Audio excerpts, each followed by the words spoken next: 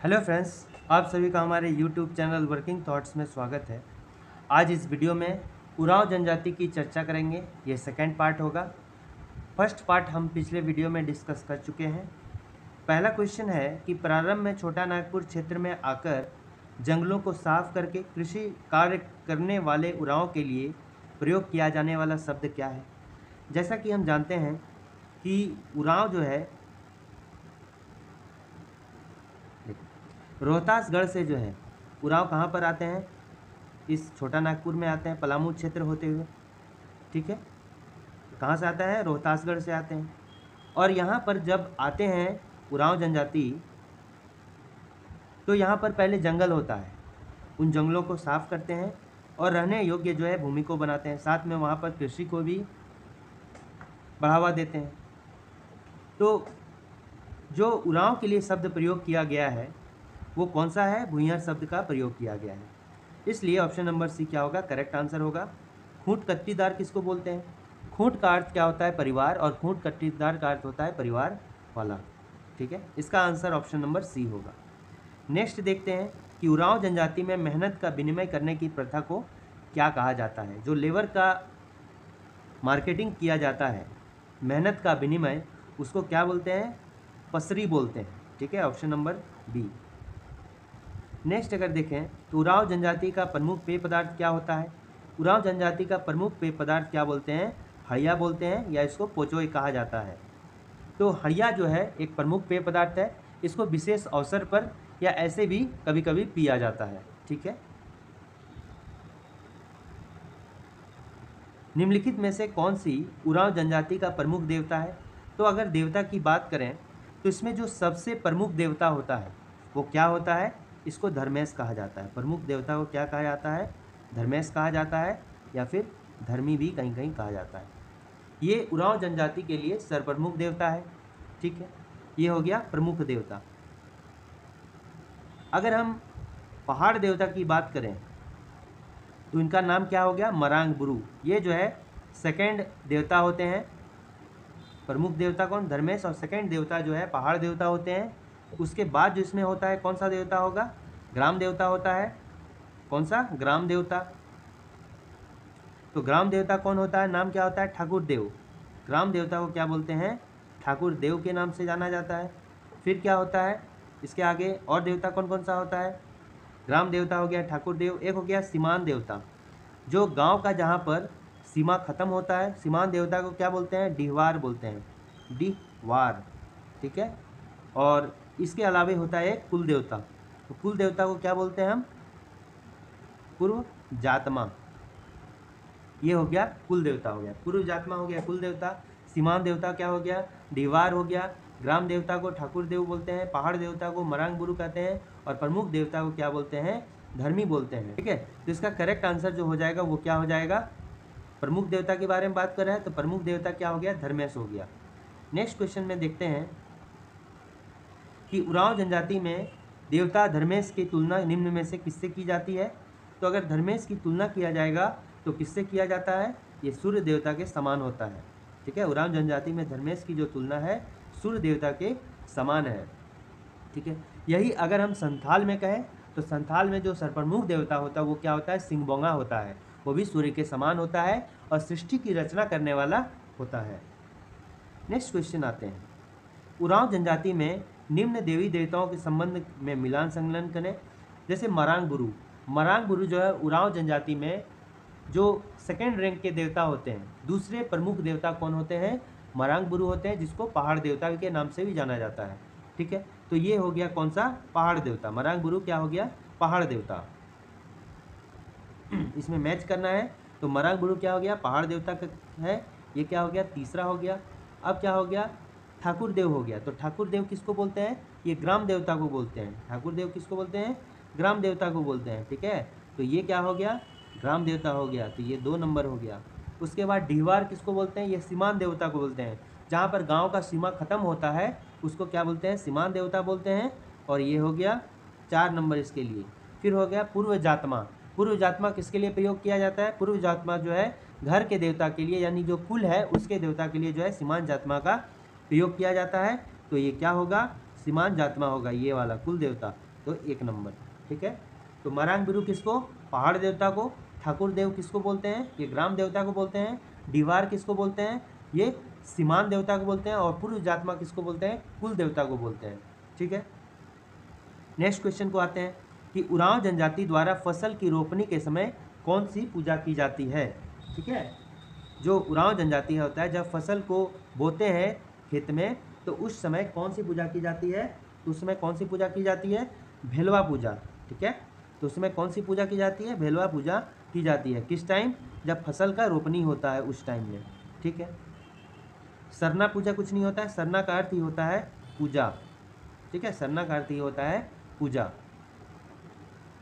Next आते हैं कि उरांव जनजाति द्वारा गांव के कल्याण हेतु वर्ष में एक बार कौन पूजा की जाती है, गांव के कल्याण हेतु, जब गांव का कल्याण हेतु कौन सा पूजा किया जाता है। अब देखिए, सबसे पहले अभी हमने क्या जाना कि इसको कौन सा पूजा बोलते हैं, जब फसल का रोपनी होता है तो उसको बोलते हैं भेलवा पूजा। ठीक है, जब फसल का रोपनी होता है तो उसको क्या बोलते हैं, भेलवा पूजा बोलते हैं। ठीक है, भेलवा पूजा फसल की रोपनी टाइम। लेकिन अगर गांव के कल्याण हेतु वर्ष में एक बार पूजा करने का बोलेगा तो कौन सा पूजा हो गया, ये हो जाएगा गोरिया पूजा। ठीक है, तो भेलवा पूजा किस लिए, भेलवा पूजा जो होता है फसल रोपनी टाइम में होता है, फसल रोपनी टाइम में होता है। और गांव के कल्याण के लिए कौन सा, गोरिया पूजा, गांव कल्याण। ठीक है, गांव के कल्याण के लिए क्या हो गया, गोरिया पूजा हो गया, और फसल रोपनी के लिए क्या हो गया, भेलवा पूजा हो गया। नेक्स्ट क्वेश्चन को आते हैं। ठीक है, और सरहुल पूजा की बात करें तो सरहुल जो होता है जनजातियों का सर्वप्रमुख जो होता है माना जाता है फेस्टिवल, जो सर्वप्रमुख फेस्टिवल माना जाता है वो कौन सा माना जाता है, सरहुल। नेक्स्ट क्वेश्चन आते हैं कि उरांव जनजाति में गांव के धार्मिक प्रधान को क्या कहा जाता है। यहाँ देखिए दो टाइप का यहाँ प्रधान होता है। सबसे पहला क्या हो गया, एक तो धार्मिक प्रधान हो गया। ठीक है, दूसरा क्या हो गया, न्यायिक या प्रशासनिक प्रधान हो गया। तो धार्मिक प्रधान को हम क्या बोलते हैं, इसको बोलते हैं पाहन। ठीक है, इसको क्या बोलते हैं, पाहन बोलते हैं, और इसको क्या बोलते हैं, महतो बोलते हैं। ठीक है, जो न्यायिक या प्रशासनिक होता है इसको क्या बोलते हैं, महतो बोलते हैं, और इसमें जो असिस्टेंट होता है उसको क्या बोलते हैं, मांझी बोलते हैं। ठीक है, जो न्यायिक प्रधान का असिस्टेंट होता है इसको क्या बोलते हैं, मांझी बोलते हैं। ठीक है ना, लेकिन मांझी संथाल में जो है वो क्या होता है, जो प्रशासनिक प्रधान कौन होता है, संथाल में मांझी होता है, लेकिन उरांव में जो प्रशासनिक प्रधान का क्या होता है कि असिस्टेंट होता है उसको मांझी बोलते हैं। ठीक है, तो नेक्स्ट इसका सही आंसर क्या हो जाएगा, इसका सही आंसर हो जाएगा मेरा पाहन। धार्मिक प्रधान को क्या कहा जाता है, पाहन कहा जाता है। ठीक है, मांझी क्या होता है, मांझी जो होता है ये जो प्रशासनिक प्रधान होता है मैं तो उसका असिस्टेंट मांझी कहलाता है। ठीक है, नेक्स्ट होता है क्या कि उरांव जनजाति के गांव के धार्मिक प्रधान का सहयोगी कौन होता है। धार्मिक जो प्रधान का सहयोगी बोलेंगे वो किसको बोलेंगे, वो हो जाएगा पुजार। ठीक है, जो धार्मिक प्रधान कौन होता है, तो धार्मिक प्रधान हो गया कौन, कौन हो गया, धार्मिक प्रधान जो हो गया वो कौन हो गया, पाहन हो गया। ठीक है, और जो इसका असिस्टेंट होता है वो कौन हो गया, पुजार हो गया। ठीक है, यहाँ तक समझ में आ रहा है, पाहन हो गया, पुजार हो गया। उसी तरह न्यायिक की अगर बात करेंगे तो न्यायिक का प्रधान कौन हो गया, प्रशासनिक प्रधान कौन हो गया, महतो, उसका असिस्टेंट कौन हो गया, मांझी, और धार्मिक प्रधान कौन हो गया, पाहन, उसका असिस्टेंट कौन हो गया, पुजार हो गया। ठीक है, नेक्स्ट अगर हम बात करें तो नेक्स्ट में क्या होता है कि उरांव जनजाति का प्रमुख यानी कि मुख्य पूजा स्थल क्या कहलाता है, तो जो प्रमुख पूजा स्थल है वो क्या कहलाता है, सरना कहलाता है। ठीक है, सरना कहलाता है। और इस अगर शासन की बात करें तो शासन क्या होता है, जहाँ पर जो है लोगों को दफनाया जाता है, जहाँ पर जनजाति के लोगों को दफनाया जाता है उसको क्या बोलते हैं, शासन बोलते हैं। ठीक है, और जैसे ये दफना दिया, अब ये जो होता है इसको क्या बोलते हैं, शासन गिरी बोलते हैं, जहाँ पर नेम वगैरह लिखा जाता है इसको शासन गिरी कहा जाता है। ठीक है, अब अगर नेक्स्ट क्वेश्चन को आ जाए, अब देखिए इसी में है अखाड़ा किसको बोलते हैं, अखाड़ा किसको बोलते हैं, ये जो है एक सांस्कृतिक कार्यक्रम यहाँ पर किया जाता है अखाड़ा में, और फिर डांस कल्चर इवेंट्स किया जाता है, और एक तरफ से ये प्राकृतिक स्थल है जहाँ पर लोग जो है आराम किया करते हैं, यहीं पर पंचायत करने की व्यवस्था भी अखाड़ा में ही होती है। ठीक है, तो इसका जो करेक्ट आंसर हो गया कि पूजा स्थल को क्या बोलते हैं, सरना बोलते हैं। Option number c is the correct answer. अब देखिए नेक्स्ट क्वेश्चन में है कि उरांव जनजाति के पूर्वजों की आत्मा के निवास स्थान को क्या बोलते हैं, जो जहाँ पर उनको दफनाया जाता है पूर्वजों की आत्मा के निवास स्थान को क्या बोलते हैं, तो ये क्या हो गया, शासन कहलाता है, और जहाँ पर नेम प्लेट होता है उसी में तो उसको शासनगिरी बोलते हैं। ठीक है। किली क्या होता है? किली एक तरफ से जो उरांव जनजाति के गोत्र है उसको क्या बोला जाता है? किली बोला जाता है। ठीक है। नेक्स्ट क्या हो गया कि उरांव जनजाति के में गोत्र के मरे सभी लोगों के हड्डियों को नदी में निक्षेपित करने हेतु इनमें से कौन सा संस्कार किया जाता है? तो एक बात अगर बात बोलें, जैसे यहाँ पर जो उरांव जनजाति में अंतिम संस्कार किया जाता है या तो लोगों को या तो दफनाया जाएगा या फिर जलाया जाएगा। ठीक है। मान लेते हैं अगर यहाँ पर क्या होता है कि फसल बो दिया गया है। ठीक है। फसल बो दिया गया है और इसी बीच अगर किसी की मृत्यु हो जाती है तो उस कंडीशन में क्या हो गया कि उसको दफनाया जाएगा, लेकिन उसका दाह संस्कार जो है अधूरा रहेगा। ठीक है। मतलब क्या हो गया कि फसल बो दिया गया है, यानी धनकटनी जो है नहीं हुआ है अभी तक। सिर्फ क्या हुआ है कि फसल को बोया गया है, धनकटनी अभी तक नहीं हुआ है, धान को नहीं काटा गया है। ठीक है। तो क्या होता है कि अगर इसी बीच अगर कोई व्यक्ति का डेथ हो जाता है तो उस व्यक्ति को दफनाया जाएगा, जलाया नहीं जाएगा। ठीक है। लेकिन दफना तो दिया जाएगा, लेकिन क्या होता है उसका दाह संस्कार जो होता है अधूरा होता है। ठीक है। अब जितने भी लोग एक गोत्र के उस समय मरे हैं सभी को जो है इकट्ठा करके रखा जाता है और एक साथ जो है सभी को नदी में प्रभावित किया जाता है, ताकि ऐसा माना जाता है कि उन सभी का आत्माओं का मिलन हो जाता है। ठीक है। तो इस टाइप के संस्कार को क्या बोलते हैं? नदी में निक्षेपित करने के संस्कार को क्या बोलते हैं? इसको बोलते हैं हड़बोड़ा संस्कार बोलते हैं। ठीक है। इसको क्या बोलते हैं? हड़बोड़ा संस्कार बोलते हैं। उरांव जनजाति में प्रचलित उरांव जाति में प्रचलित मान्यता के अनुसार हड़बोड़ा संस्कार के बाद मरे लोगों की आत्मा जो है उनके पूर्वजों की आत्मा से मिल जाती है, जिसको क्या बोलते हैं? इसको क्या बोलते हैं? कोहा बेंजा बोलते हैं। ठीक है। आत्माओं का मिलन।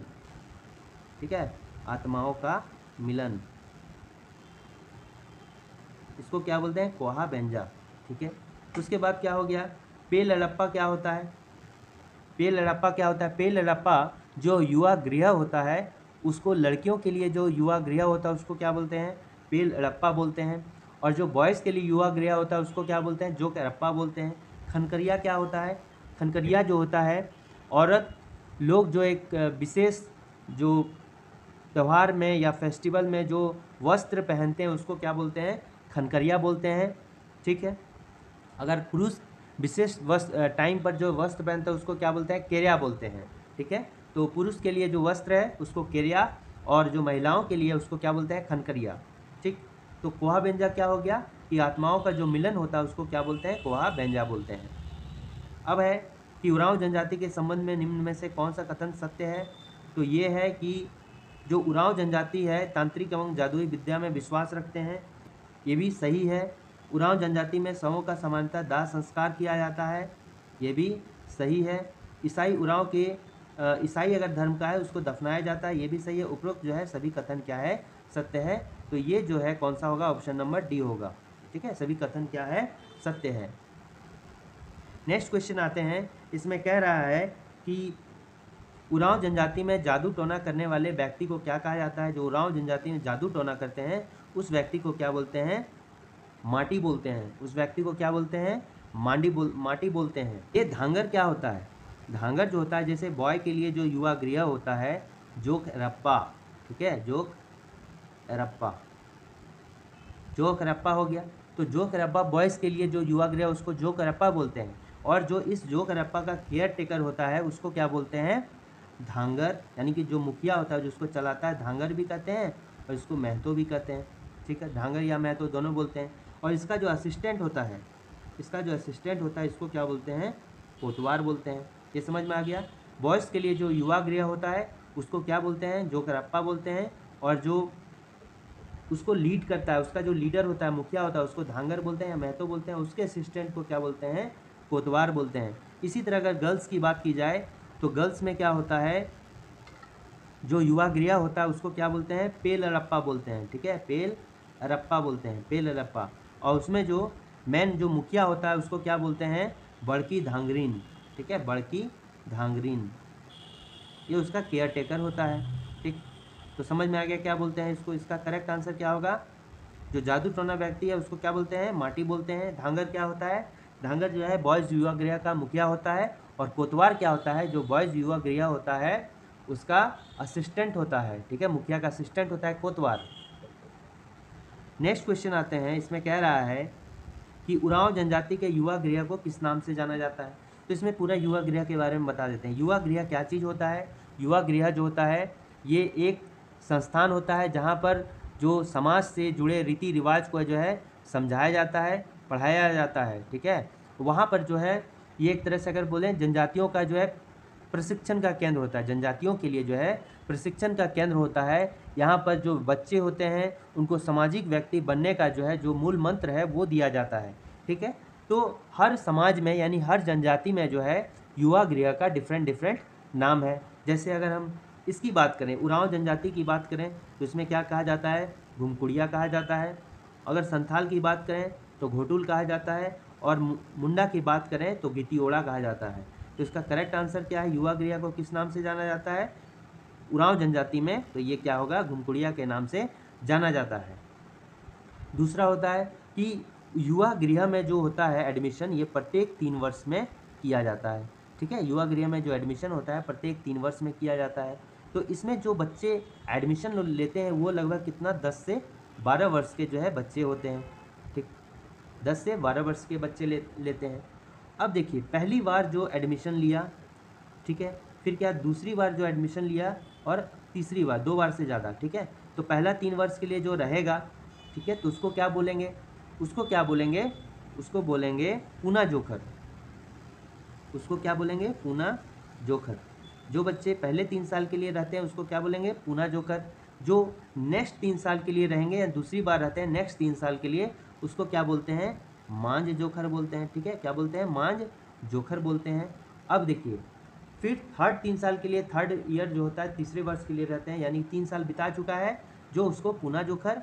फिर नेक्स्ट 3 साल के लिए जो आता है उसको मान जोखर, और जो उसके नेक्स्ट 3 साल के लिए आता है उसको क्या बोलते हैं? कुआ जोखर बोलते हैं, कुआ जोखर बोलते हैं। और एक बात इसमें याद रखना है कि विवाह के पश्चात अगर ये जहाँ पर एडमिशन जो लिए हुए हैं इसमें अगर विवाह कर लेते हैं तो उनकी सदस्यता जो होती है युवा गृह से समाप्त कर दी जाती है, ठीक है। तो इसमें एडमिशन तभी ले सकता है जब वो विवाह नहीं किया हुआ है, ठीक है ना। अब देखिए अब क्या करें, नेक्स्ट देखते हैं। ये तो समझ में आ जाता है, इसका क्या हो जाता है? करेक्ट आंसर क्या हो जाएगा कि घुमकुड़िया इसका करेक्ट आंसर होगा।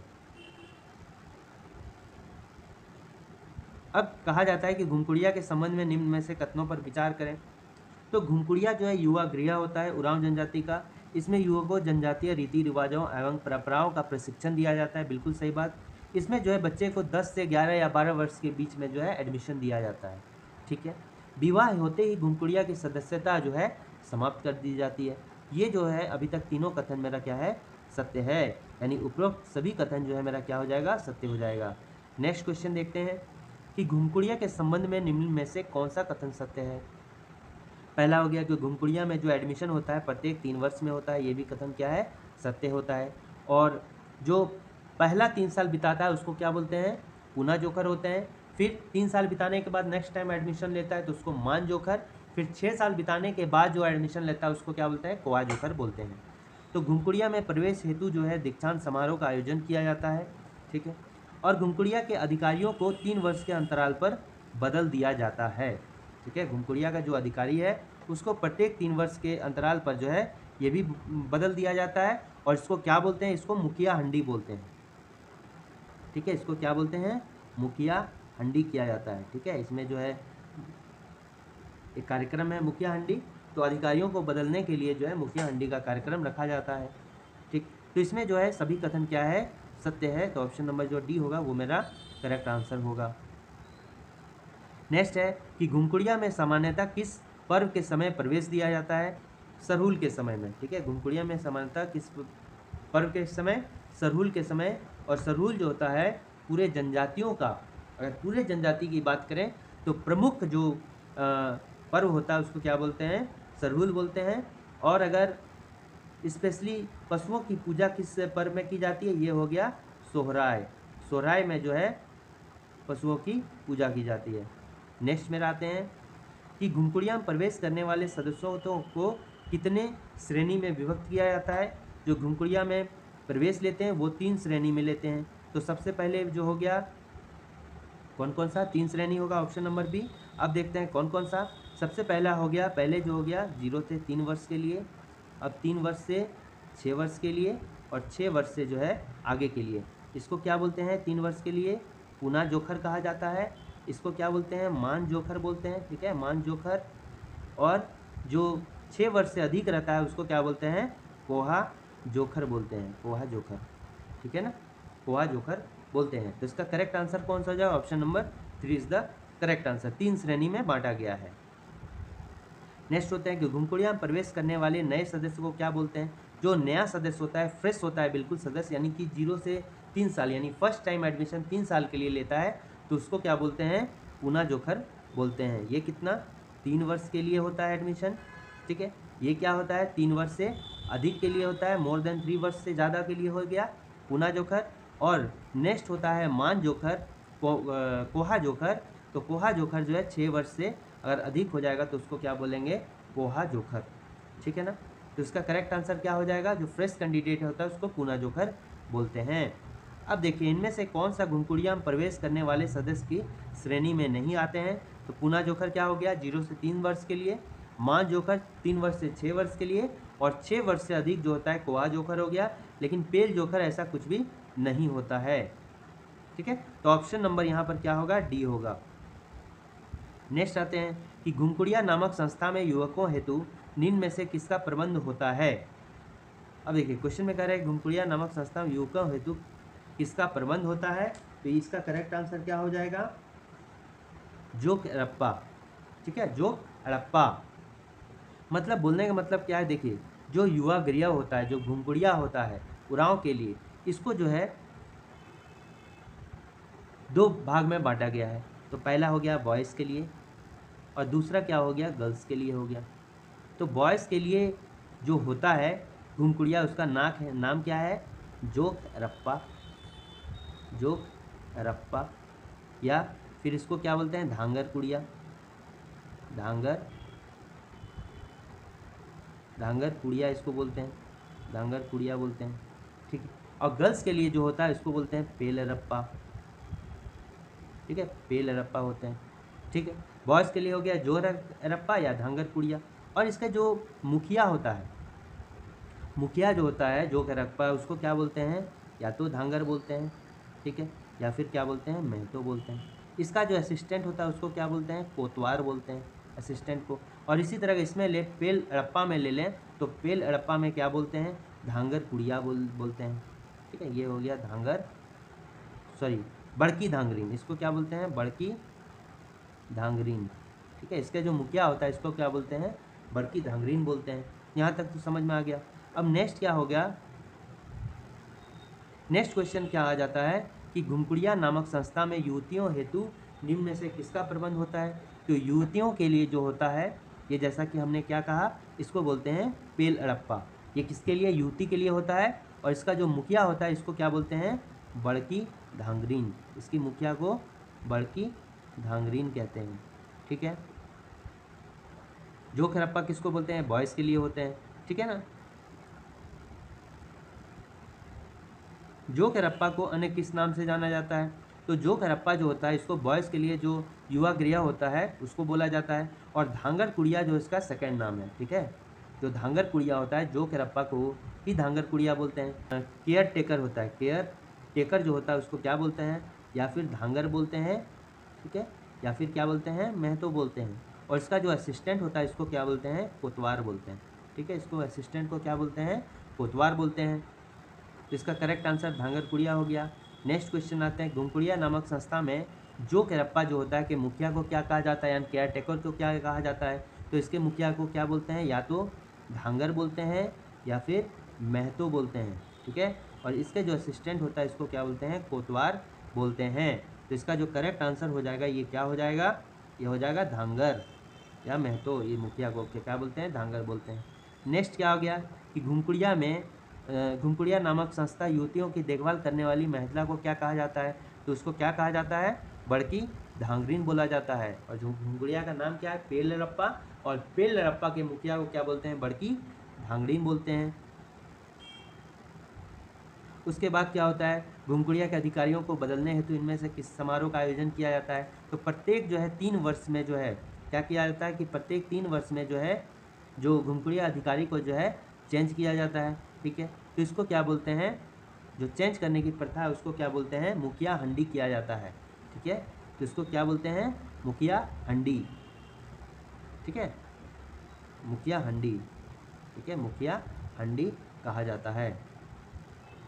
फिर क्या आ गया कि मुखिया हंडी समारोह के दौरान जो है भोजन किया जाता है, हड़िया पिया जाता है। इसमें जो विशेष कर क्या किया जाता है, हड़िया पिया जाता है।